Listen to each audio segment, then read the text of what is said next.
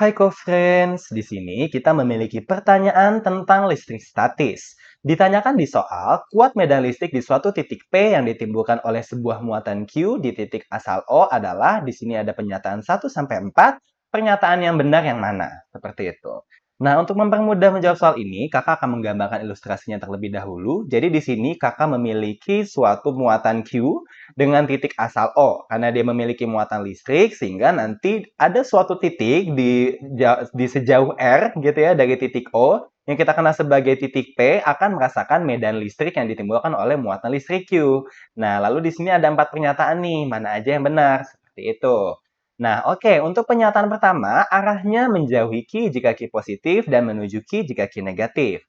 Nah, untuk pernyataan satu ini benar ya, co-friends. Mengapa? Karena memang untuk muatan positif, itu arah medan listriknya itu adalah keluar dari muatan tersebut, gitu ya. Arahnya adalah keluar. Sedangkan untuk muatan negatif, arahnya itu akan masuk atau ke dalam muatan tersebut. Oleh sebab itu, ketika kita dekatkan antara muatan positif dan muatan negatif akan saling tarik-menarik. Karena yang satu ke arah luar, medan listriknya satu ke arah dalam. Jadi mereka cenderung tarik-menarik. Seperti itu. Jadi untuk pernyataan satu ini benar ya, co-friends. Lalu untuk pernyataan dua, apakah dia berbanding langsung dengan Q? Jawabannya benar juga.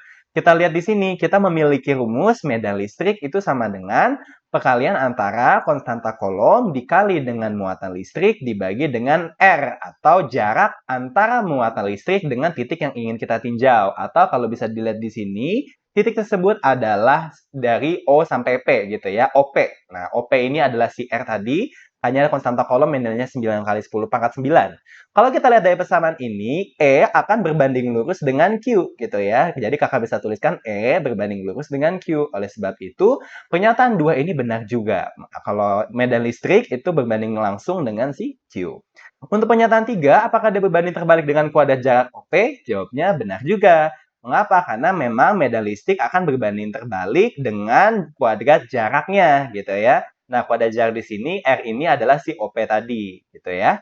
Lalu untuk pernyataan yang keempat, apakah arahnya akan sama dengan gaya kolom? Jadi di sini kita meletakkan suatu muatan lagi yang kita kenal sebagai Q+. Nah, nanti ketika kita taruh muatan Q+ di titik P, nah nanti di sini ilustrasinya adalah seperti ini. Jadi kita menaruh muatan lagi di P ini kan tadi titik O nih, kiri titik O. Nah, yang di titik P kita taruh Q+.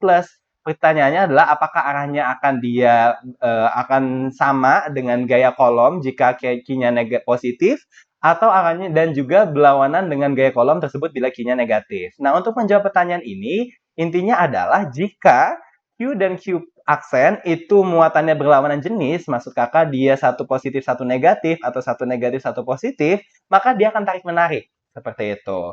Nah, kalau dia bermuatannya sejenis, maksudnya satunya positif, satunya lagi positif juga, atau dua-duanya sama-sama negatif, maka dia akan tolak-menolak. Nah, di sini kurang dijelaskan gitu ya. Di sini cuma dijelaskan kalau Q-nya positif atau Q-nya negatif, tapi dia tidak menjelaskan tentang Q aksennya, apakah Q aksennya muatannya positif atau muatannya negatif. Jadi, untuk yang pernyataan 4 ini tidak bisa dijawab seperti itu. Jadi di sini kakak bisa simpulkan jawaban yang betul-betul benar gitu ya, 1, 2, dan 3. Dan untuk nomor 4, perlu keterangan lebih lanjut, seperti itu. Oke, co-friends, sekian pembahasan kita terkait soal listrik statis ini. Semoga bermanfaat dan sampai jumpa di video berikutnya.